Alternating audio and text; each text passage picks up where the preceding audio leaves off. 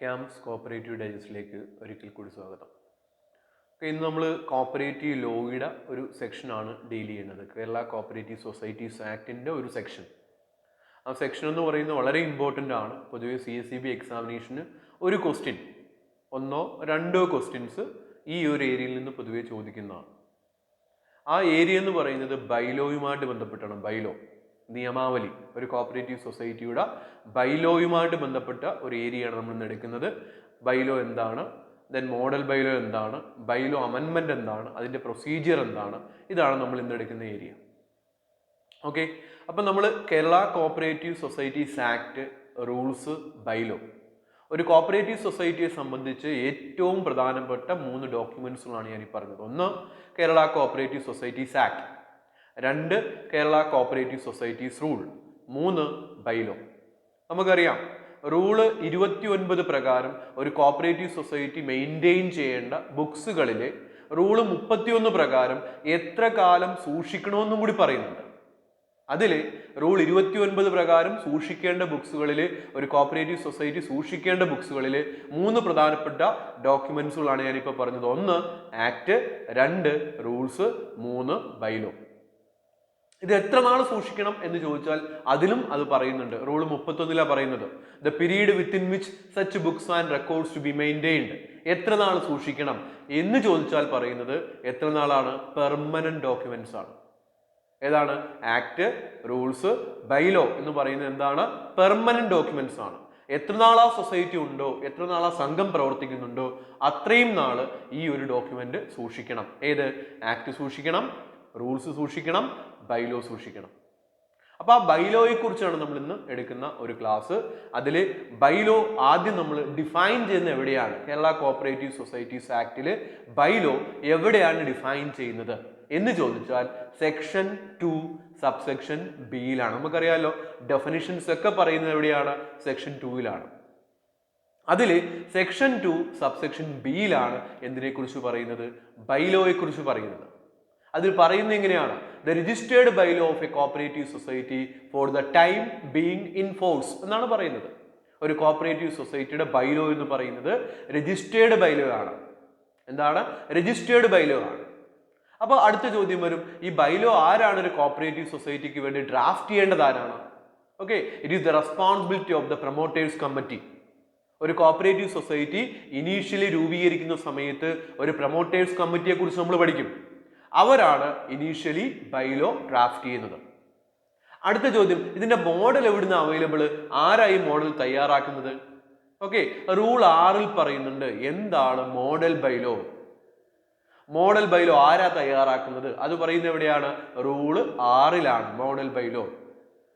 അതിൽ പറയുന്നുണ്ട് registrar of cooperative society shall be the competent authority to frame model bylaw and suggest modification from time to time. ഒരു cooperative സൊസൈറ്റിയുടെ മാതൃകാ നിയമാവലി, മാതൃകാ bylaw, ഇത് തയ്യാറാക്കാനുള്ള competent authority എന്ന് പറയുന്നത് ആരാണ്? രജിസ്ട്രാർ ഓഫ് കോപ്പറേറ്റീവ് സൊസൈറ്റീസ് ആണ്. ഇത് മുമ്പ് ചോദിച്ചിട്ടുണ്ട്. രജിസ്ട്രാർ ഓഫ് കോപ്പറേറ്റീവ് സൊസൈറ്റീസിനാണ് മോഡൽ ബൈലോ തയ്യാറാക്കാനുള്ള കോമ്പീറ്റന്റ് അതോറിറ്റി എന്ന് പറയുന്നത്. പുതുതായിട്ടൊരു കോപ്പറേറ്റീവ് സൊസൈറ്റി രൂപീകരിക്കുന്നുണ്ടെങ്കിൽ അവർക്ക് വേണമെങ്കിൽ ഈ ബൈലോ അതേപോലെയോ അല്ലെങ്കിൽ വേണ്ട നിർദ്ദേശങ്ങളോട് കൂടിയോ ദാറ്റ് നിർദ്ദേശങ്ങൾ should be acceptable to the registrar. അങ്ങനെയുള്ള നിർദ്ദേശങ്ങൾ, സജഷൻസ് രജിസ്ട്രാർക്ക് അക്സെപ്റ്റബിൾ ആയിരിക്കണം. ആ ഒരു കണ്ടീഷൻ കൂടിയുണ്ട്. എങ്കിൽ ആ ബൈലോ അതേപോലെയോ വേണ്ട ചേഞ്ചോട് കൂടിയോ ഒരു പുതുതായിട്ടൊരു കോപ്പറേറ്റീവ് സൊസൈറ്റി രൂപീകരിക്കുന്നുണ്ടെങ്കിൽ എന്ത് ചെയ്യാം? അത് അഡോപ്റ്റ് ചെയ്യാവുന്നതാണ്. ഇപ്പൊ മോഡൽ ബൈലോ തയ്യാറാക്കാനുള്ള കോമ്പീറ്റന്റ് അതോറിറ്റി ആരാണ്? രജിസ്ട്രാർ ആണ്. അത് മുമ്പ് ചോദിച്ചിട്ടുണ്ട്. ഇത് പറയുന്നത് എവിടെയാണ്? റൂള് 6-ലാണ് പറയുന്നത്. ഇനി അതേപോലെ ചോദിക്കാം, സബ്ജക്ട് മാറ്റർ ഓഫ് ബൈലോ.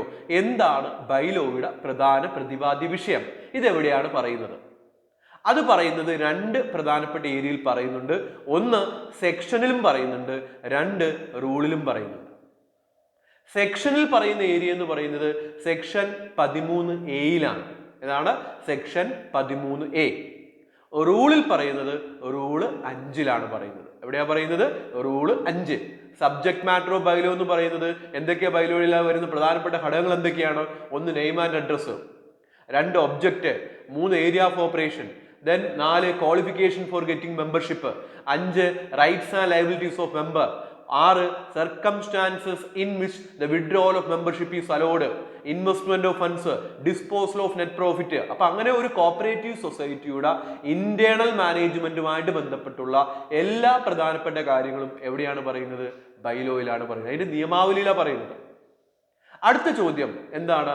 ഇതിൽ മാറ്റം വരുത്താൻ പറ്റുമോ? That is amendment of bylaw. ബൈലോയിൽ ഭേദഗതി വരുത്താൻ പറ്റുമോ? നമ്മൾ പറയുന്നുണ്ട് section 10 change of name, section 11 change of liability. ഒരു കോപ്പറേറ്റീവ് സൊസൈറ്റിയുടെ പേര് മാറ്റാൻ പറ്റുമോ? അതാണ് സെക്ഷൻ 10 പറയുന്നത്. അതേപോലെ ഒരു കോപ്പറേറ്റീവ് സൊസൈറ്റിയുടെ ലയബിലിറ്റിയിൽ മാറ്റം വരുത്താൻ പറ്റുമോ? അതും പറ്റും, പേരും മാറ്റം വരുത്താം. എന്ത് ചെയ്താൽ മതി? ബൈലോ അമെൻഡ്മെന്റ് വരുത്തിയാൽ മതി, നിയമാവലിയിൽ ഭേദഗതി വരുത്തിയാൽ മതി. അത് എങ്ങനെയാണ് ഭേദഗതി വരുത്തുന്നത്? അതിന്റെ പ്രൊസീജിയർ എങ്ങനെയാണ്? ഇത് നമ്മൾ വളരെ ഇമ്പോർട്ടൻ്റ് ആയിട്ട് പഠിക്കേണ്ട ഒരു ഏരിയ ആണ്. ബൈലോയിൽ ഭേദഗതി വരുത്തുന്നത് എങ്ങനെയാണ്, അതിന്റെ പ്രൊസീജിയർ എങ്ങനെയാണ്? ഇത് പറയുന്ന സെക്ഷൻ എന്ന് പറയുന്നത് സെക്ഷൻ 12, 13 റൂള് 9 എവിടെയാ പറയുന്നത്? സെക്ഷൻ 12, 13 റൂള് 9 പറയുന്നത്. ഓക്കെ, അപ്പൊ സെക്ഷൻ 12 എന്താ പറയുന്നത്? അതിനകത്ത് പറയുന്നുണ്ട്, വ്യക്തമായിട്ട് പറയുന്നുണ്ട്, ആർക്കാണ് ഒരു കോപ്പറേറ്റീവ് സൊസൈറ്റിയുടെ ബൈലോയിൽ ഭേദഗതി വരുത്താൻ വേണ്ടി സാധിക്കുന്നത്? ആർക്കാണ് ഭേദഗതി വരുത്താൻ വേണ്ടി സാധിക്കുന്നത്? The general body of A cooperative society. ഒരു കോപ്പറേറ്റീവ് സൊസൈറ്റിയുടെ പൊതുയോഗത്തിനാണ് ബൈലോയിൽ ഭേദഗതി വരുത്താൻ വേണ്ടി സാധിക്കുന്നത്. ആർക്കാണ് ബൈലോയിൽ ഭേദഗതി വരുത്താൻ വേണ്ടി സാധിക്കുന്നത്? ആർക്കാണ്? അവരുടെ പൊതുയോഗത്തിനാണ്. ഓക്കെ, അപ്പൊ ഒരു കോപ്പറേറ്റീവ് സൊസൈറ്റിയുടെ പൊതുയോഗം വിളിച്ചു ചേർക്കണം, ജനറൽ ബോഡി വിളിച്ചു ചേർക്കണം. ഏതുമായിട്ട് ബന്ധപ്പെട്ട്? ബൈലോ അമെൻഡ്മെന്റുമായിട്ട് ബന്ധപ്പെട്ട് പൊതുയോഗം വിളിച്ചു ചേർക്കണം. ദെൻ ആ പൊതുയോഗം വിളിച്ചു ചേർക്കാൻ വേണ്ടി കൃത്യമായിട്ട് മുൻകൂർ നോട്ടീസ് കൊടുക്കണം, മെമ്പേഴ്സ് നോട്ടീസ് കൊടുക്കണം. അറ്റ്ലീസ്റ്റ് 15 ക്ലിയർ ഡേയ്സ് നോട്ടീസ് കൊടുത്തിട്ട് വേണം ജനറൽ ബോഡി മീറ്റിംഗ് വിളിക്കാൻ എന്ന് നമുക്കറിയാം. 15 ദിവസം മുൻകൂർ നോട്ടീസ് കൊടുക്കണം. 15 working days, clear working days മുൻകൂർ നോട്ടീസ് കൊടുത്തിട്ട് വേണം പൊതുയോഗം വിളിക്കാൻ. ആ പൊതുയോഗത്തിൽ എന്താണോ നിലവിലത്തെ ബൈലോ എന്നും അതിൽ എന്ത് ഭേദഗതിയാണ് വരുത്താൻ വേണ്ടി ഉദ്ദേശിക്കുന്നത് എന്നും അത് അതിന്റെ നോട്ടീസ് അയക്കുന്നതിനോടൊപ്പം മെമ്പേഴ്സിനെ ഇൻഫോം ചെയ്യണം. അങ്ങനെ പൊതുയോഗം വിളിച്ചു ചേർക്കുമ്പോഴത്തേക്കും ആ പൊതുയോഗത്തിൽ 2/3 മജോറിറ്റിയോട് കൂടി ഒരു റെസൊല്യൂഷൻ പാസ്സാക്കണം. ഈ ബൈലോ അമെൻഡ്മെന്റുമായിട്ട് ബന്ധപ്പെട്ട് എത്രയാ മജോറിറ്റി? 2/3 മജോറിറ്റി വേണം. എത്ര പേരാണോ മീറ്റിംഗിൽ പങ്കെടുക്കുന്നത് അതിന്റെ 2/3 മജോറിറ്റി ഉണ്ടെങ്കിൽ മാത്രമേ ആ റെസൊല്യൂഷൻ എന്താവത്തുള്ളൂ? പാസ്സാവത്തുള്ളൂ. പാസ്സായാൽ മാത്രമേ ബൈലോ ഭേദഗതി നിലവിൽ വരുത്തുള്ളൂ. അപ്പം ഈ റെസൊല്യൂഷൻ എങ്ങനെയാ പാസ്സാക്കേണ്ടത്? അതിന്റെ സ്ട്രിക്റ്റ് കംപ്ലൈൻസ് എങ്ങനെയാണ് എന്ന് റൂൾ 9 പറയുന്നുണ്ട്. എങ്ങനെ വേണം, എങ്ങനെയുള്ള ജനറൽ ബോഡി മീറ്റിംഗിൽ വെച്ചിട്ട് എങ്ങനെ പ്രമേയം പാസ്സാക്കിയാലാണ് ആ പ്രമേയത്തിന് നിയമ സാധ്യതയുള്ളത്? അത് കൃത്യമായിട്ട് റൂൾ 9 പറയുന്നുണ്ട്. ആ പൊതുയോഗം എങ്ങനെയാണ് ആ പൊതുയോഗത്തിൽ റെസൊല്യൂഷൻ അവതരിപ്പിക്കേണ്ടത്? ആ പൊതുയോഗം എങ്ങനെ വിളിക്കണം? അതിനകത്ത് പറയുന്നുണ്ട്, ഒരു കോപ്പറേറ്റീവ് സൊസൈറ്റിയിലെ മൊത്തം അംഗങ്ങളുടെ എണ്ണം എന്ന് പറയുന്നത് 500-ൽ കുറവാണ് എങ്കിൽ, എന്താണ് പറഞ്ഞത്? ഒരു കോപ്പറേറ്റീവ് സൊസൈറ്റിയിലെ മൊത്തം അംഗങ്ങളുടെ എണ്ണം എന്ന് പറയുന്നത് 500-ൽ കുറവാണ് എങ്കിൽ പൊതുയോഗം എങ്ങനെ വേണം വിളിക്കാൻ? Intimate all the members in person. ഓരോരുത്തരെയും വ്യക്തമായിട്ട് നേരിട്ട് ബോധ്യപ്പെടുത്തണം. 500-ൽ താഴെയാണെങ്കിൽ ഇന്ന ബൈലോ ഭേദഗതി വരുത്താനുള്ള ജനറൽ ബോഡി മീറ്റിംഗ് ഇന്ന ഡേറ്റിൽ നടത്തുന്നുണ്ട്, എല്ലാവരും അതിൽ പങ്കെടുക്കണം, നിങ്ങൾ വരണം എന്ന് കാണിച്ചുകൊണ്ട് കഴിയാവുന്നതും ഇന്റിമേഷൻ, നോട്ടീസ് ഓഫ് ഇന്റിമേഷൻ എങ്ങനെ അറിയിക്കേണ്ടത്?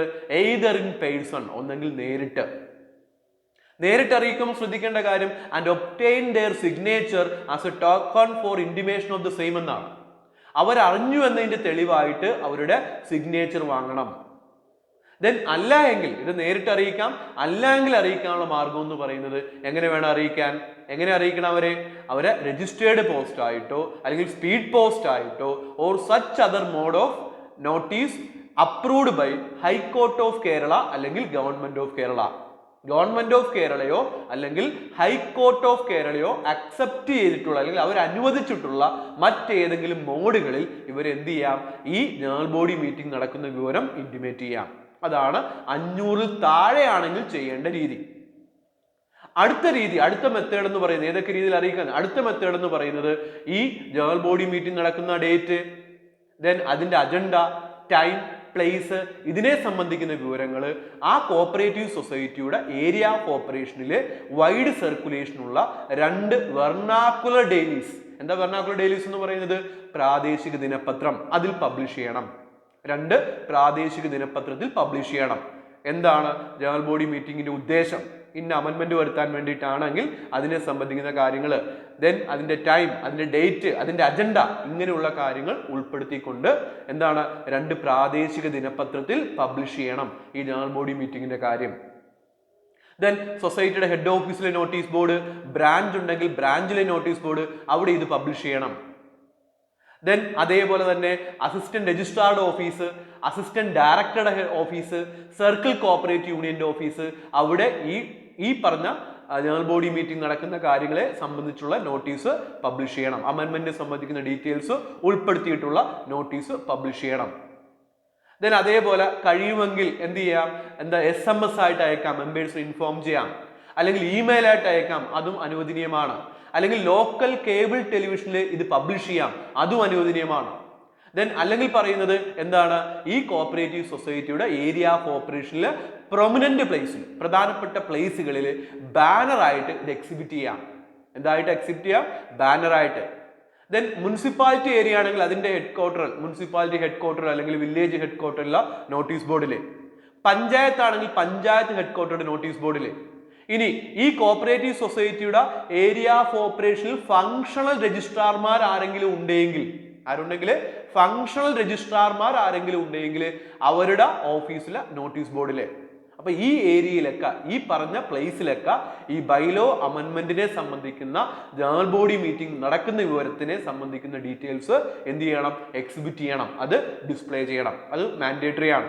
കാര്യം എന്നാലേ ഇത് എല്ലാവരും അറിയത്തുള്ളൂ. അല്ലെങ്കിൽ പിന്നീട് കംപ്ലൈന്റ് വരാം, ഞങ്ങൾ അറിഞ്ഞിട്ടില്ല എന്ന കംപ്ലൈന്റുമായിട്ട് വരാം.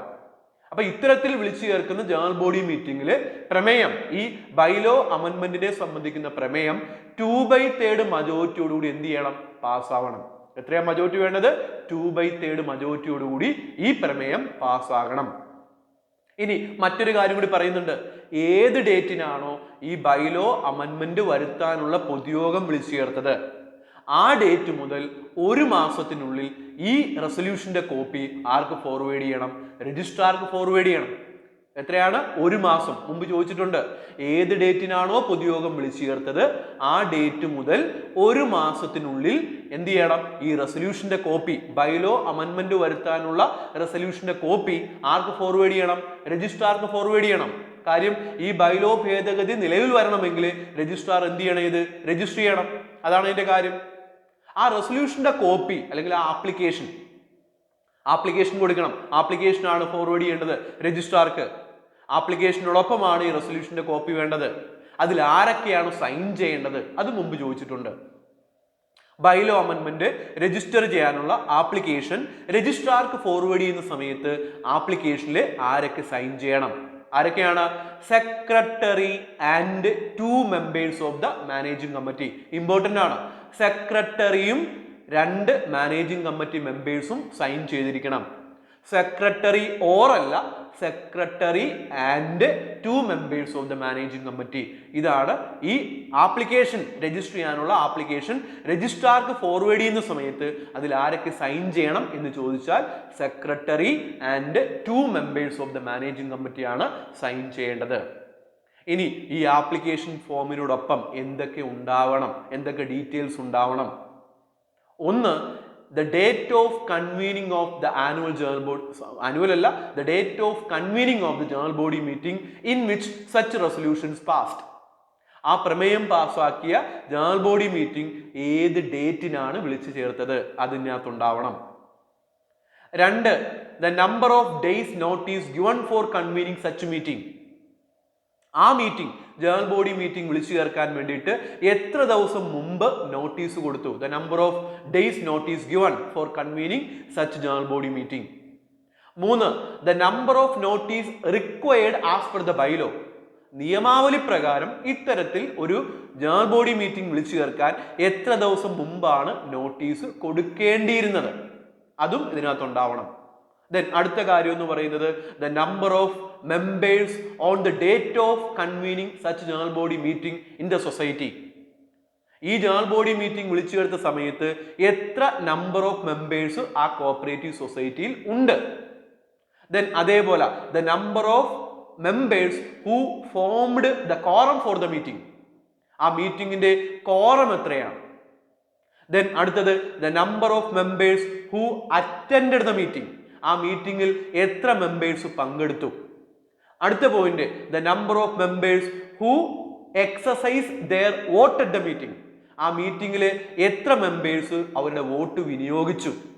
Then the number of members who voted for the അമെൻമെന്റ്, അമെൻമെന്റിന് വേണ്ടിയിട്ട് എത്ര മെമ്പേഴ്സ് വോട്ട് ചെയ്തു. ഇത്രയും കാര്യങ്ങളാണ് ഈ സെക്രട്ടറിയും 2 മാനേജിംഗ് കമ്മിറ്റി മെമ്പേഴ്സും ആപ്ലിക്കേഷൻ കൊടുക്കുന്ന സമയത്ത് സർട്ടിഫൈ ചെയ്യുവാണിത്. ഈ പറഞ്ഞ കാര്യങ്ങളൊക്കെ കറക്റ്റ് ആണ് എന്ന് secretary and 2 members of the managing committee എന്ത് ചെയ്യുവാണ്, സർട്ടിഫൈ ചെയ്യുവാണ്. ഇത് കറക്റ്റ് ആണ് എന്ന്, ഈ പറഞ്ഞിരിക്കുന്ന കാര്യങ്ങൾ കറക്റ്റ് ആണ് എന്ന് സർട്ടിഫൈ ചെയ്ത് കൊടുക്കുവാണ്. ഇനി ഈ ആപ്ലിക്കേഷനോടൊപ്പം ഒരു ചെല്ലാൻ ഫോം ഉണ്ട്, ചെല്ലാൻ എമൗണ്ട് റെമിറ്റ് ചെയ്തിരിക്കണം. അതിൽ പറയുന്നത് SC/ST സ്കൂൾ കോളേജ് കോപ്പറേറ്റീവ് സൊസൈറ്റികളാണെങ്കിൽ ചെല്ലാൻ റെസിപ്റ്റ് എന്ന് പറയുന്നത് 50 രൂപ മതി. SC/ST സ്കൂൾ കോളേജ് കോപ്പറേറ്റീവ് സൊസൈറ്റികളാണെങ്കിൽ ചെല്ലാൻ റെസിപ്റ്റ് ഫോർ അമെൻമെന്റ് ഓഫ് ബൈലോ എന്ന് പറയുന്നത് 50 രൂപയാണ്. In case of other cooperative society, മറ്റു കോപ്പറേറ്റീവ് സൊസൈറ്റികളാണെങ്കിൽ 500 രൂപയാണ്. അപ്പം മറ്റു കോപ്പറേറ്റീവ് സൊസൈറ്റികളാണെങ്കിൽ ബൈലോ അമെൻമെന്റ് രജിസ്റ്റർ ചെയ്യാനുള്ള ചെല്ലാൻ റെസിപ്റ്റ് എമൗണ്ട് എന്ന് പറയുന്നത് 500 രൂപയും, SC/ST സ്കൂൾ കോളേജ് കോപ്പറേറ്റീവ് സൊസൈറ്റികളാണെങ്കിൽ എത്ര രൂപയാണ്, 50 രൂപയാണ് വേണ്ടത്. ഓക്കെ, അപ്പൊ ഇത് ആർക്ക് സബ്മിറ്റ് ചെയ്യുവാണ്, രജിസ്ട്രാർക്ക് ഈ ബൈലോ അമെൻമെന്റിന് വേണ്ടിയിട്ടുള്ള ആപ്ലിക്കേഷൻ സബ്മിറ്റ് ചെയ്യുകയാണ്. ഇനി അടുത്ത സ്റ്റെപ്പ് അല്ലെങ്കിൽ അടുത്ത റോൾ എന്ന് പറയുന്നത് രജിസ്ട്രാർക്കാണ്. നമ്മൾ സെക്ഷൻ 7 സ്ക്രൂട്ടണി, ഒരു ആപ്ലിക്കേഷൻ ഫോം രജിസ്ട്രേഷൻ സമയത്ത് കൊടുക്കുന്ന സമയത്ത് ഒരു സ്ക്രൂട്ടണി പറയും. അതേപോലെ സ്ക്രൂട്ടണി ഇവിടെയുമുണ്ട്. അതെന്താണ് സ്ക്രൂട്ടണി ചെയ്യുന്നതെന്ന് ചോദിച്ചാൽ ഈ ആപ്ലിക്കേഷനോടൊപ്പം കൊടുക്കേണ്ട കാര്യങ്ങൾ പറയുന്നുണ്ട്. ഒന്ന്, the relevant copy of the bylaw, 1 copy of the relevant bylaw, നിലവിലെ ബൈലോയുടെ ഒരു കോപ്പി, അതായത് ഭേദഗതി വരുത്താത്ത ബൈലോയുടെ ഒരു കോപ്പി. അതിൽ എന്ത് ഭേദഗതിയാണ് വരുത്തുവാൻ വേണ്ടി ഉദ്ദേശിക്കുന്നത്, അതിന്റെ കാരണം എന്താണെന്നുള്ള ജസ്റ്റിഫിക്കേഷനും ഉണ്ടാവണം. അപ്പം ഈ ആപ്ലിക്കേഷൻ ഫോമിനോടൊപ്പം ഈ മാനേജിംഗ് കമ്മിറ്റിയും സെക്രട്ടറിയും സൈൻ ചെയ്ത് കൊടുക്കുന്ന ആപ്ലിക്കേഷൻ ഫോമിനോടൊപ്പം സബ്മിറ്റ് ചെയ്യേണ്ട കാര്യങ്ങളാണ് പറയുന്നത്. ഒരു കോപ്പി റെലവന്റ് ബൈലോ, ഇപ്പോഴത്തെ ബൈലോ, അതിലെ എന്ത് ഭേദഗതിയാണ് വരുത്താൻ വേണ്ടി ഉദ്ദേശിക്കുന്നത് അതുകൊണ്ടാവണം, അതിന്റെ റീസൺ എന്താണെന്നും അതിലുണ്ടാവണം. ദെൻ അടുത്തത് 4 copy of the bylaw, proposed bylaw, അതായത് അമെൻമെന്റ് വരുത്തിയതിന് ശേഷമുള്ള ബൈലോയുടെ 4 കോപ്പി. അപ്പം ഒരു കോപ്പിയാണ് ഇപ്പോഴത്തെ ബൈലോ, ദെൻ 4 കോപ്പിയാണ് ഭേദഗതി വരുത്തിയ ബൈലോയുടെ കോപ്പി. ഇത് ആരുടെ കൈവശമുണ്ട്, രജിസ്ട്രാറുടെ കൈവശമുണ്ട്. Registrar section 7 application form registration സമയത്ത് സ്ക്രൂട്ടണി ചെയ്യുന്നത് പോലെ ഇവിടെയും സ്ക്രൂട്ടണി ചെയ്യും. ആര്, രജിസ്ട്രാർ. അദ്ദേഹം നോക്കുന്ന പ്രധാനപ്പെട്ട കാര്യം ഇത്രയേ ഉള്ളൂ, ഈ വരുത്തിയ അമെൻമെന്റ് എന്ന് പറയുന്നത് ആക്ടിനോ റൂൾസിനോ എതിരാണോ. അത് കൃത്യമായിട്ട് ആര് പരിശോധിക്കണം, രജിസ്ട്രാർ പരിശോധിക്കണം. ഈ വരുത്തിയ അമെൻമെന്റ് എന്ന് പറയുന്നത് if it is against the act or rules, ആക്ടിനോ റൂൾസിനോ എഗെയിൻസ്റ്റ് ആണ് എങ്കിൽ, അല്ലെങ്കിൽ ഇഫ് ദ ബൈലോ അമെൻമെന്റ് contain anything which are contrary to the provisions of act and rules, ആക്ടിനോ റൂൾസിലോ പറയുന്നതിന് വിപരീതമായിട്ട് എന്തെങ്കിലും ഈ ബൈലോ അമെൻമെന്റിൽ ഉണ്ടെങ്കിൽ രജിസ്ട്രാർ എന്ത് ചെയ്യത്തില്ല, രജിസ്റ്റർ ചെയ്യത്തില്ല. ദെൻ അദ്ദേഹം സാറ്റിസ്ഫൈഡ് ആണെങ്കിൽ ഏത് ഡേറ്റിനാണോ ആപ്ലിക്കേഷൻ കിട്ടിയത് ആ ഡേറ്റ് മുതൽ 90 ദിവസത്തിനുള്ളിൽ ബൈലോ അമെൻമെന്റ് ആര് രജിസ്റ്റർ ചെയ്യണം, രജിസ്ട്രാർ രജിസ്റ്റർ ചെയ്യണം. എത്ര ദിവസമാണ്, 90 ഡേയ്സ്. ഇനി ഇഫ് ഹി ഈസ് ഡിസാറ്റിസ്ഫൈഡ്, അദ്ദേഹം ഡിസാറ്റിസ്ഫൈഡ് ആണെങ്കിൽ അദ്ദേഹം ആ കാര്യം കൺസേൺഡ് സൊസൈറ്റി ഇൻഫോം ചെയ്യണം. റെഫ്യൂസൽ ഓർഡർ പാസ്സാക്കിയ ഡേറ്റ് മുതൽ 7 ദിവസത്തിനുള്ളിൽ. ശ്രദ്ധിക്കണം, സാറ്റിസ്ഫൈഡ് ആണെങ്കിൽ ആപ്ലിക്കേഷൻ കിട്ടിയ ഡേറ്റ് മുതൽ 90 ദിവസത്തിനുള്ളിൽ രജിസ്ട്രേഷൻ ഓഫ് അമെൻമെന്റ്, അതായത് അത് കംപ്ലീറ്റ് ചെയ്യണം. ദെൻ അദ്ദേഹം റെഫ്യൂസൽ ആണെങ്കിൽ, അതായത് രജിസ്റ്റർ ചെയ്യാൻ പറ്റത്തില്ല എന്ന ഓർഡറാണ് ഈ രജിസ്ട്രാർ പാസ്സാക്കുന്നതെങ്കിൽ ആ ഓർഡർ പാസ്സാക്കി 7 ദിവസത്തിനുള്ളിൽ ആരെ അറിയിക്കണം?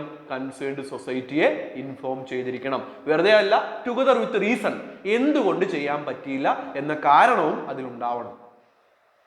ഇനി 90 ദിവസത്തിനുള്ളിൽ തീരുമാനമൊന്നും എടുക്കുന്നില്ല എങ്കിലോ പറയുന്നുണ്ട്, the society can make A representation. എന്ത് ചെയ്യാം? സൊസൈറ്റിക്ക് ഒരു റെപ്രസെന്റേഷൻ കൊടുക്കാം. ആർക്ക് കൊടുക്കാമെന്ന് ചോദിച്ചാൽ ആപ്ലിക്കേഷൻ കൊടുത്തത്, അതായത് ബൈലോ അമെൻമെന്റ് വരുത്താനുള്ള ആപ്ലിക്കേഷൻ കൊടുത്തത് രജിസ്ട്രാറുടെ അധികാരങ്ങൾ കൺഫർ ചെയ്ത് കിട്ടിയ ആൾക്കാരാണെങ്കിൽ, 3(2) പ്രകാരമുള്ള രജിസ്ട്രാർമാരാണെങ്കിൽ റെപ്രസെന്റേഷൻ കൊടുക്കേണ്ടത് രജിസ്ട്രാർക്കാണ്, RCSനാണ്. രജിസ്ട്രാറുടെ അധികാരം പകർന്നു കിട്ടിയ ആളിനാണ് ആപ്ലിക്കേഷൻ ഫോർ രജിസ്ട്രേഷൻ ഓഫ് അമെൻമെന്റ് ഓഫ് ബൈലോ കൊടുത്തതെങ്കിൽ റെപ്രസെന്റേഷൻ കൊടുക്കേണ്ടത് രജിസ്ട്രാർക്കും.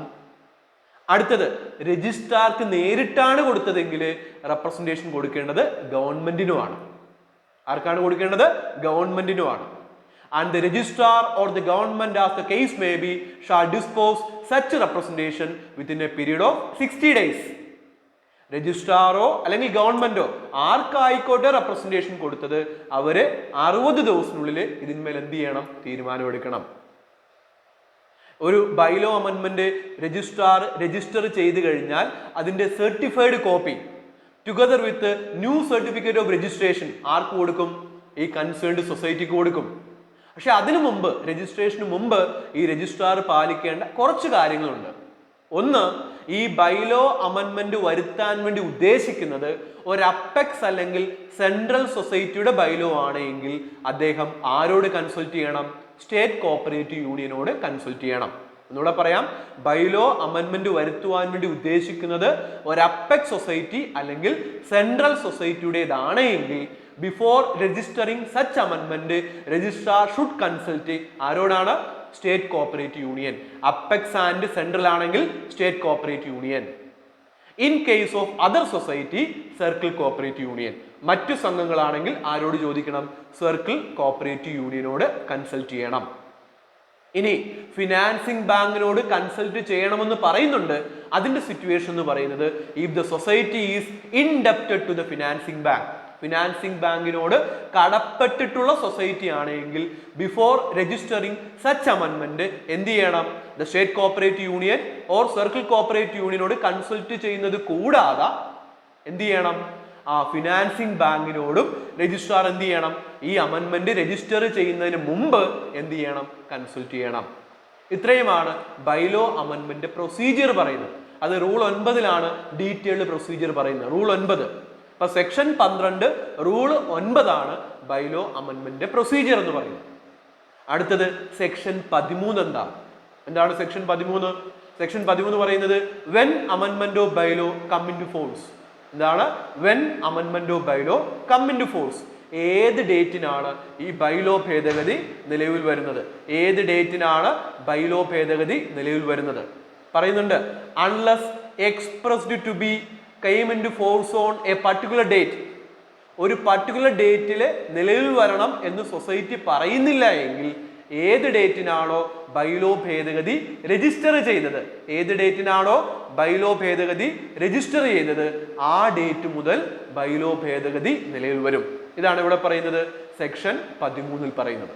ഓക്കെ, അപ്പൊ ഇതാണ് നമ്മൾ ബൈലോ അമെൻമെന്റുമായിട്ട് ബന്ധപ്പെട്ട് നമ്മൾ എടുക്കുന്ന ഏരിയ. ഓക്കെ, എല്ലാ കാര്യങ്ങളും ഡീറ്റെയിൽ ആയിട്ട് ഞാൻ പറഞ്ഞിട്ടുണ്ട്. എന്തെങ്കിലും സംശയം ഉണ്ടെങ്കിൽ ഈ വീഡിയോക്ക് താഴെ കമന്റ് ചെയ്യുക. ഇത് ഇഷ്ടപ്പെട്ടെങ്കിൽ നിങ്ങൾ എന്ത് ചെയ്യണം? ചാനൽ ഒന്നുകൂടെ സബ്സ്ക്രൈബ് ചെയ്യാത്ത ആൾക്കാരാണെങ്കിൽ എന്ത് ചെയ്യുക? സബ്സ്ക്രൈബ് ചെയ്യുക. ഓക്കെ, ദെൻ ഇപ്പോൾ നമുക്കറിയാം ലോക്ക്ഡൗൺ സമയമാണ്. നമ്മൾ ഈ കോപ്പറേറ്റീവ് സർവീസ് എക്സാമിനേഷൻ ബോർഡിന്റെ പരീക്ഷ ഉൾപ്പെടെ എന്ത് ചെയ്തിട്ടുണ്ട്? പോസ്റ്റ്പോൺ ചെയ്തിട്ടുണ്ട്. അപ്പോൾ ഇനിയും നമ്മൾ ഇനി വരുന്ന CSEB എക്സാമിനേഷന് പ്രിപ്പയർ ചെയ്യാനുള്ള സമയമുണ്ട്. നമ്മൾ കോപ്പറേറ്റീവ് എക്സാമിനേഷൻ ബോർഡിന്റെ പരീക്ഷകൾക്ക് വേണ്ടിയിട്ട് ഒരു പുതിയ ബാച്ച് ആരംഭിക്കുന്നുണ്ട്. ഓൺലൈൻ ബാച്ച് ആണ്. കേരളത്തിൽ എവിടെയെന്നോ അല്ലെങ്കിൽ എവിടെ നിന്ന് വേണമെങ്കിലും ഓൺലൈൻ ക്ലാസ്സിൽ പങ്കെടുക്കാം. ഓക്കെ, അപ്പോൾ താല്പര്യമുള്ള ആൾക്കാരാണെങ്കിൽ ഇതിൽ ഞാൻ എന്താ പറയുക, അതിൻ്റെ നമ്പർ നമ്മുടെ ഇനീഷ്യൽ വീഡിയോ അതിൻ്റെ ഫ്രണ്ടിൽ നമ്മൾ നമ്പർ കൊടുത്തിട്ടുണ്ട്. ആ നമ്പറിൽ കോൺടാക്ട് ചെയ്യുക. താല്പര്യമുള്ളവരാണെങ്കിൽ, ക്ലാസ് ഇഷ്ടപ്പെട്ടാൽ നിങ്ങൾ നിർബന്ധമായിട്ടും ചാനൽ എന്ത് ചെയ്യുക? സബ്സ്ക്രൈബ് ചെയ്യുക. ഫ്രണ്ട്സുകൾ ആവശ്യമുണ്ടെങ്കിൽ അവരിലേക്ക് എന്ത് ചെയ്യുക, ഷെയർ ചെയ്യുക. Okay, thank you.